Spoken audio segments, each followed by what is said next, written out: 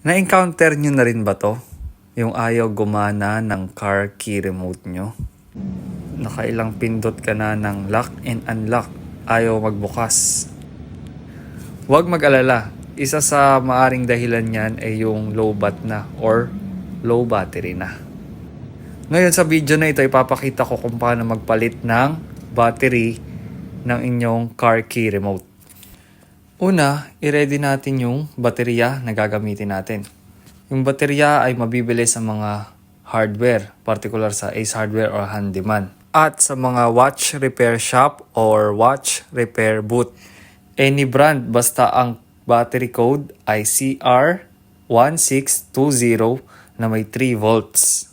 Pangalawa, i-ready ang flat screw na gagamitin nating pambukas ng susi. Sunod ay buksan ng susi.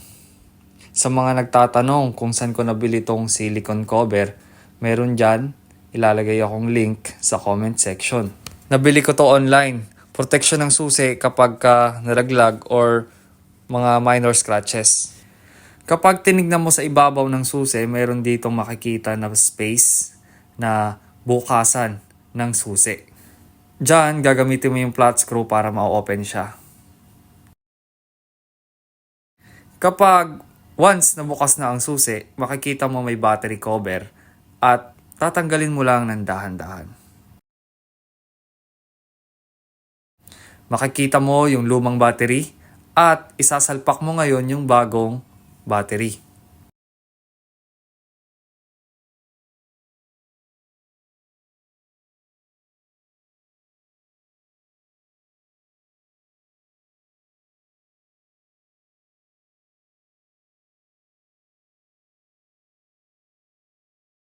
Once nasalpak mo na or nalagay mo na yung bagong battery, ibalik mo lang din ng dahan-dahan yung battery cover.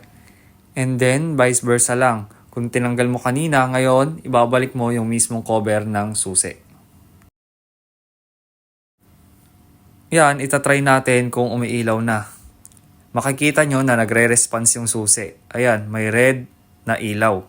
At syempre, itatry natin ngayon. The moment of truth. Yan, makikita nyo na mas madali na siyang pindutin ngayon.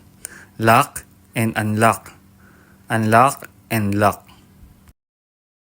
And that's all. Thank you for watching. At kung nagustuhan nyo ang video na ito, please don't forget to like and share and also subscribe our channel.